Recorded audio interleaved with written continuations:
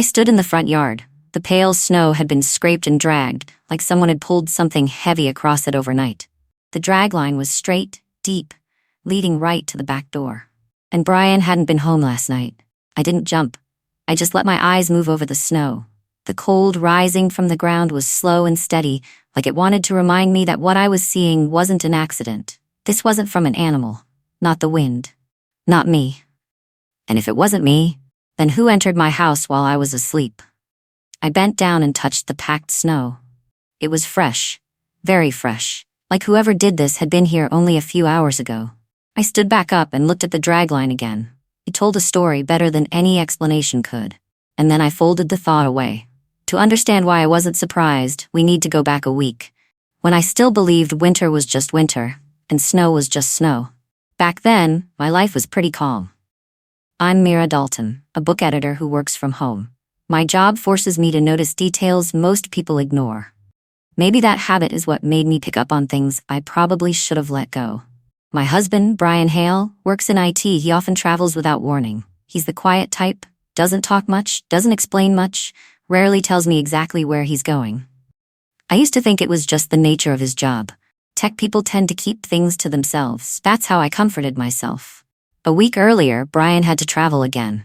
This time longer than usual. I got busy with manuscripts that needed editing, so I hired a middle-aged woman for errands, Paula. She seemed calm and quiet, but her eyes felt like they could read whoever she was looking at. On Paula's first day, the snow was thick. I walked her around the yard toward the front door. She moved slowly, watching the snow under her feet like she was searching for something. I asked, "Is something wrong?" Paula just shook her head. But the way she looked down at the yard felt like someone checking for something they'd already suspected, not just looking around. It was the look of someone weighing whether to say something difficult. I let it go. I'm not the type to overthink. Or maybe I'd trained myself not to dig into things that made me uneasy. That afternoon, the wind picked up. I was standing in the kitchen, looking through the window. Paula was bringing things inside. She walked across the yard, avoiding the strip of snow in the middle, like there was something there she shouldn't touch. I opened the door and asked again, "Paula, are you okay?" She nodded slightly. "I'm fine. It's just, the snow's thick today." The way she said it didn't make sense to me. Snow was thick every winter. When she left, I stayed at the door for a moment. Everything was white. The house felt strangely quiet without Brian. I couldn't remember the last time he'd been home for a full week. I told myself not to think too much. He was working, not vacationing. Business trips were normal. But back then, I hadn't seen the drag marks like the ones this morning. I hadn't heard the strange noises at night. I hadn't noticed how Brian would rush home and check the yard before even hugging me. Everything started with one small detail I thought meant nothing. The next day, Paula came back. It was even colder. I waited for her on the porch. She glanced down at the yard again before stepping in. This time, her eyes weren't just cautious. They looked like someone recognizing an old sign they'd seen somewhere before. I asked directly, "What are you looking at?" Paula stayed quiet for a few seconds, then said, "Just a habit." "What habit?" I wanted to ask, but my phone rang. It was Brian, calling from another city. The call was short, a few polite questions. Then the usual line, "Don't clear the snow in front of the house. I'll do it when I'm back." I still didn't understand why he made such a big deal out of it. I used to think it was some odd personal quirk. A man who liked shoveling the yard, nothing more. But over time, I realized he didn't just like doing it. He liked being the one doing it. As if me touching the snow would ruin something he was trying to keep hidden. That afternoon, Paula brought groceries. I opened the door to let her in. The wind hit our backs hard. She stepped onto the porch, hesitated for a moment, then looked straight at me. She asked, "Does your husband travel this much?" I nodded. "That's how his job is." Paula pressed her lips together. She set the bags on the table, took off her gloves, and spoke very slowly, very clearly. "Mira, when your husband is away, don't ever touch the snow in the yard." I didn't move. The words landed in the kitchen like something heavy. It wasn't the tone of superstition. It wasn't overprotective concern. It was the tone of someone who'd seen a similar story before. Enough times, enough detail, enough pain. I didn't answer. I just looked at her. And Paula didn't explain anything else. She picked up the empty bag, gave a small nod, and left the house. The door closed. The wind kept echoing. Her warning stayed there, sharp as a thin blade, "Don't ever touch the snow in the yard." I didn't believe it, but I remembered it. And this morning, when I saw those drag marks leading straight to the back door, I understood why those words showed up exactly when they did. Paula's sentence followed me into the evening. It sat in a very quiet corner of my mind, not loud, but persistent. Like cold wind tapping on a window. I didn't believe it right away, but I couldn't shake it off. Especially when Brian called. "You doing okay?" His voice came through the noise of some airport lobby somewhere. "Is it snowing a lot? Remember, don't shovel it. Wait for me." No other questions. He didn't ask what I ate, how I slept, if I felt lonely. Just the snow. At the time, I thought it was his routine. But after seeing the dragged-up yard this morning, I started connecting everything. Every time he traveled, he asked about the yard. Every time he came back, he walked past me and looked at the snow before kissing me. Every time I offered to clear the yard for him, he said no, with a tone just a bit too strange. All those little things suddenly meant something I wasn't ready to name. That afternoon, I stood at the kitchen window, looking out at the quiet yard. The wind was soft. I thought about the drag line from yesterday, the line going to the back door. The back door I barely used. When Paula arrived, she came in like usual, but her eyes, almost out of habit, stayed on the front yard for a few seconds. It wasn't a weather glance, it was the look of someone checking something. Checking whether a trace was still there. I didn't ask, not yet. Paula set the groceries on the counter. She was quieter today. While I was putting things in the fridge, I noticed her standing near the window, staring at a fixed spot in the snow. No frown, no panic. Just the focus of someone who'd seen the same thing happen far too many times. "Is something strange?" I asked, keeping my voice even. Paula turned to me. "No, I'm just used to observing other people's yards. Work habit." A work habit doesn't make someone look at snow like they're reading a diary. But I didn't push.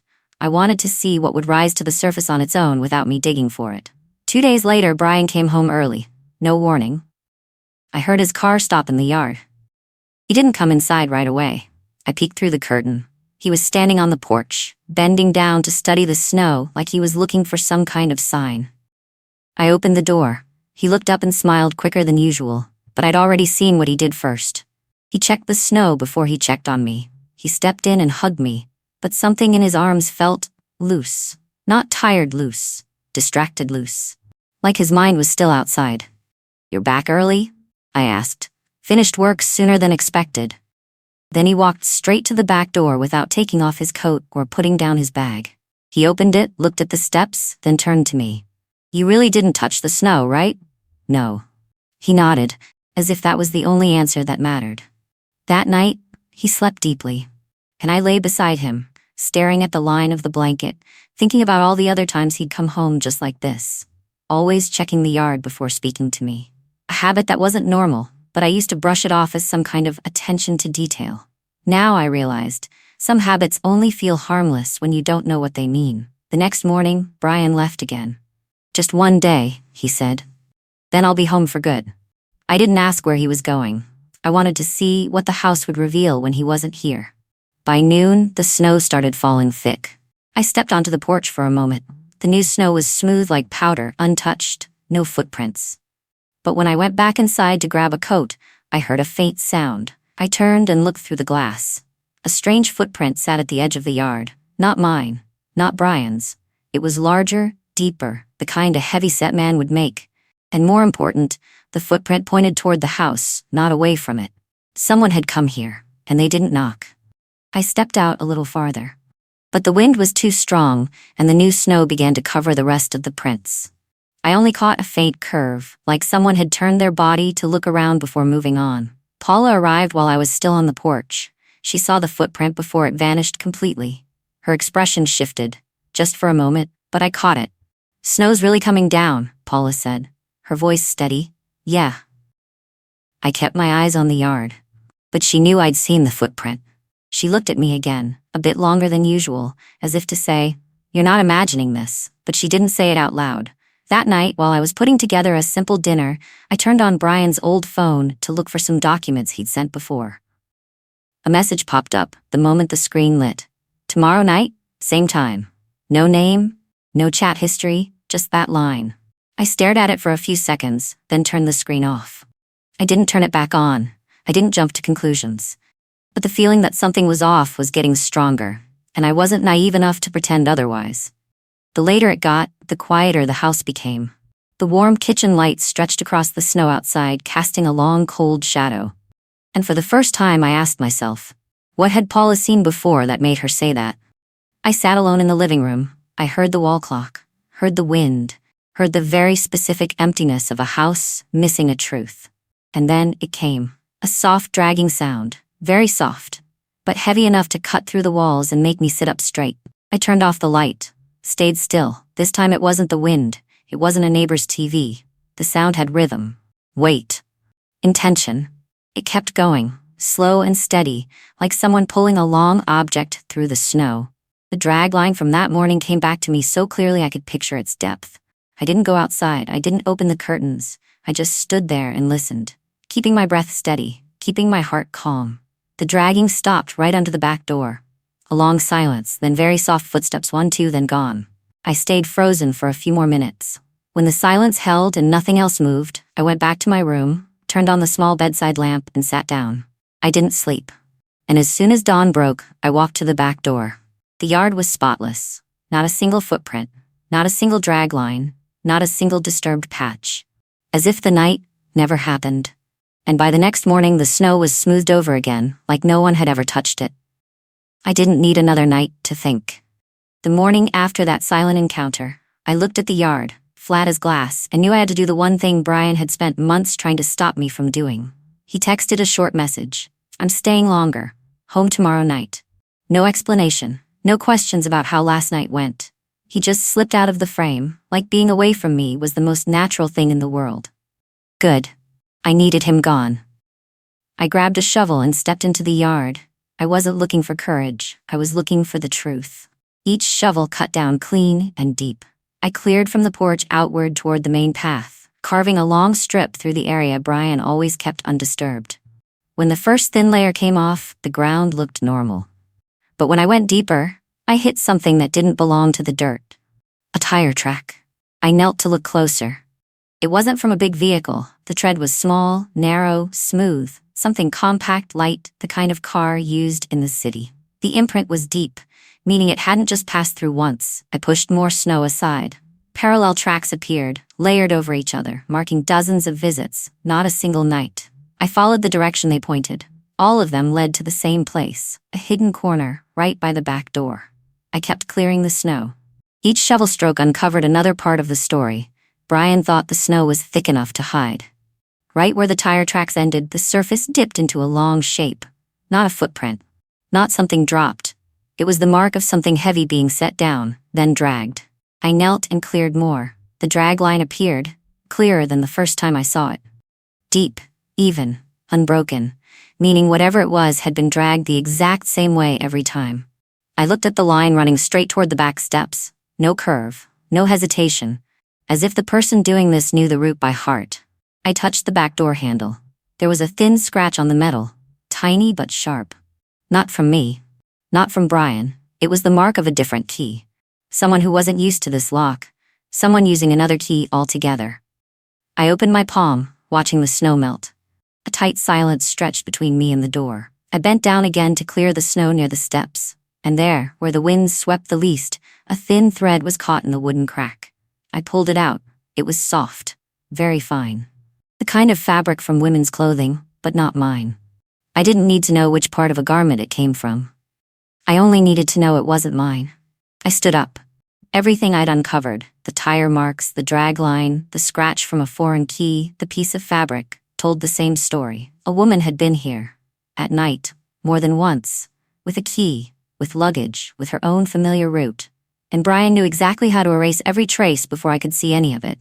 I was looking down at all of it when I heard soft footsteps behind me. I turned. Paula stood a few meters away, hands in her coat pockets, her expression not surprised, just confirming. You've seen it, she said. I didn't ask what she meant. She didn't look at me. She looked down at the traces I had uncovered. I used to work for a family up north, she began, her voice steady, like she was telling a story she'd grown tired of repeating. The husband cheated for over 2 years and the wife had no idea. He always chose nights when it snowed. In the morning, he'd wake up early to erase the tire tracks. I stayed quiet, letting her continue. She brought a small suitcase, not because she stayed long, but because it helped hide her shape when she walked across the yard. They always used the back door. They always fumbled with the key a few times, so the handle usually had scratches in the same spot. Paula bent down and touched a patch of snow I hadn't cleared yet. He told his wife never to shovel the snow, because the surface had to stay uniform. The moment someone else touched it, every secret showed. I looked at the drag line leading into the back door, then back at her. You think this is the same thing? Paula didn't say yes, but her eyes went straight to the thread in my hand, and that was enough. I didn't need her to confirm it. I had already confirmed it myself. There's one thing, Paula said, standing upright. Men like that aren't afraid of being found out by other people. They're only afraid of the person at home seeing the truth. The wind swept across the yard, brushing over the exposed patches of earth I'd uncovered. The untouched half of the yard was so white it looked like it was trying to erase what I just revealed. I looked at each trace again, and for the first time I saw the shape of the affair clearly. A woman arriving in a small car, coming only at night, bringing a suitcase, using the key Brian gave her, following a practiced route, leaving before sunrise. Every sign buried under new snow or erased by Brian when he returned. This wasn't a one-time thing. This wasn't impulsive. This wasn't a mistake. This was a system. A system Brian had managed carefully, using the weather, the habit of clearing snow, and all the empty spaces I never looked into. Paula pulled her scarf up around her neck and said, "You don't need to clear the rest. You've seen enough to know where your story stands." I didn't answer, not because I didn't know what to say, but because there was nothing left to say. I looked at the half of the yard I had cleared, bare, honest. Then at the untouched half, silent, artificial. A week ago I thought snow was just a winter nuisance.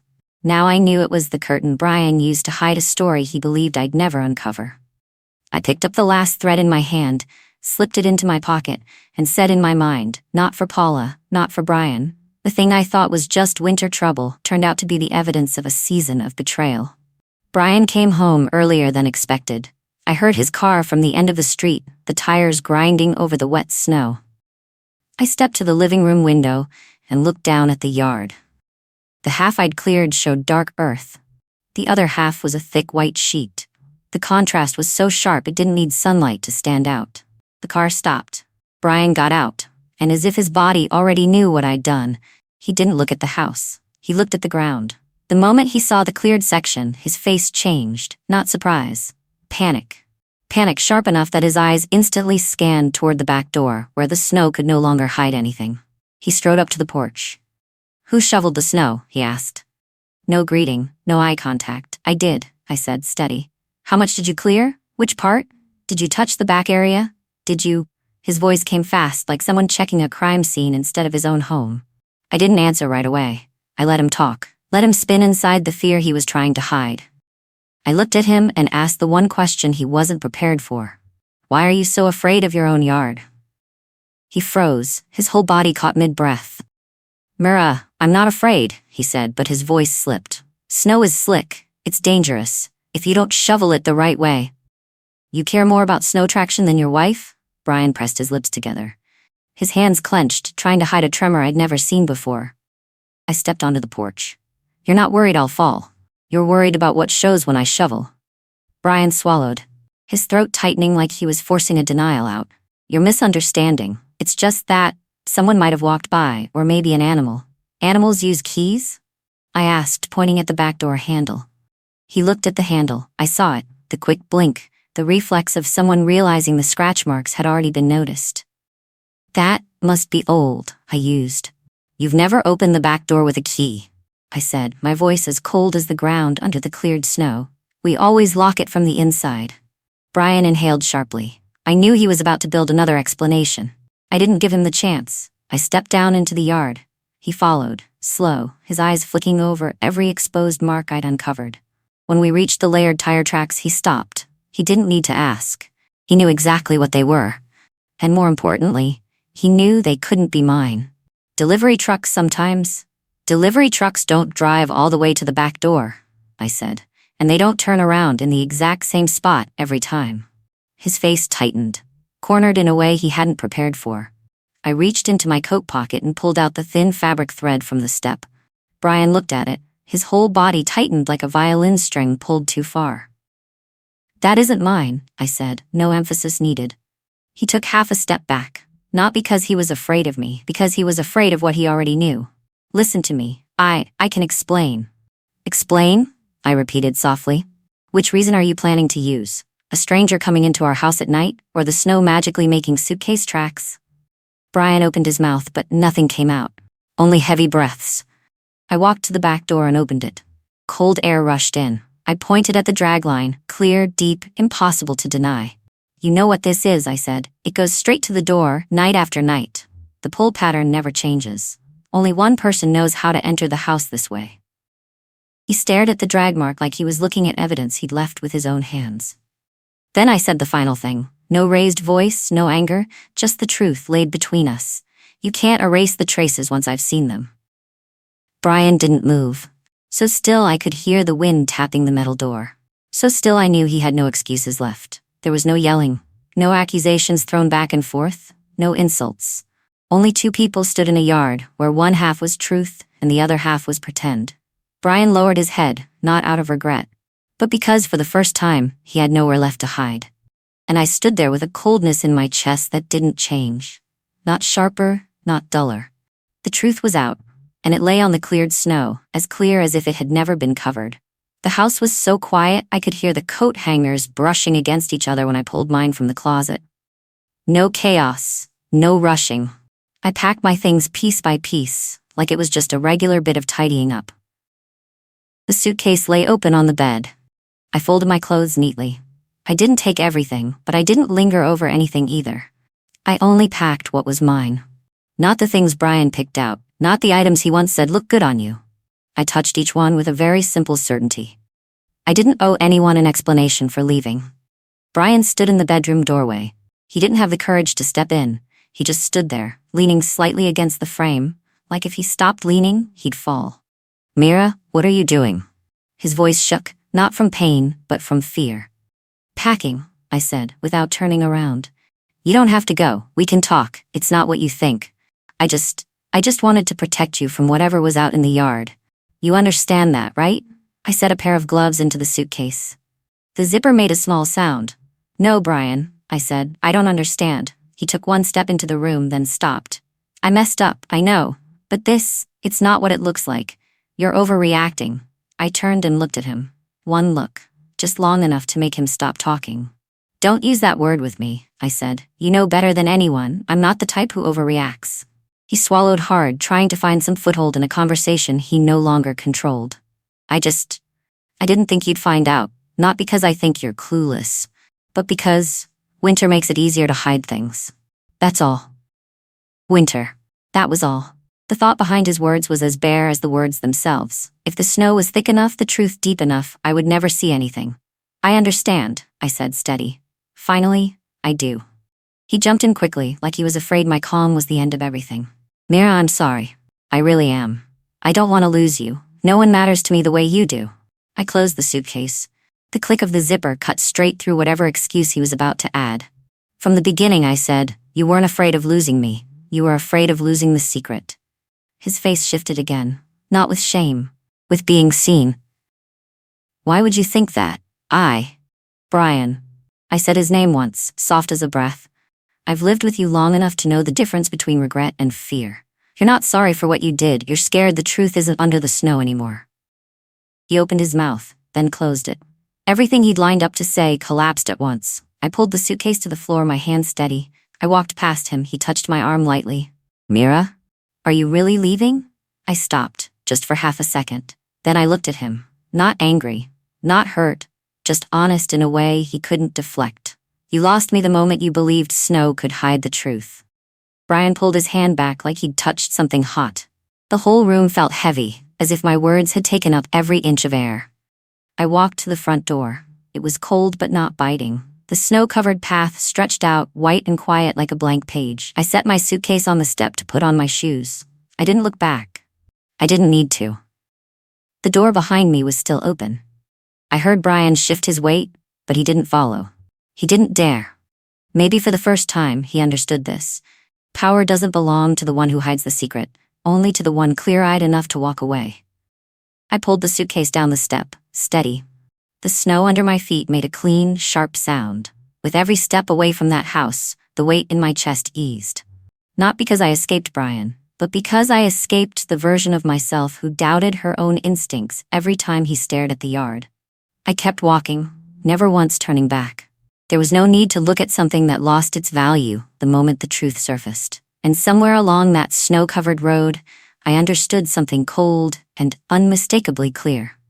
Sometimes revenge isn't about making someone pay.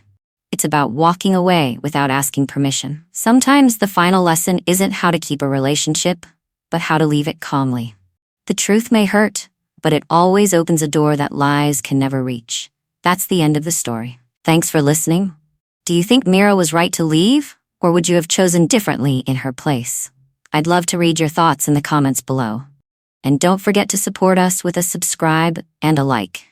We always appreciate your support.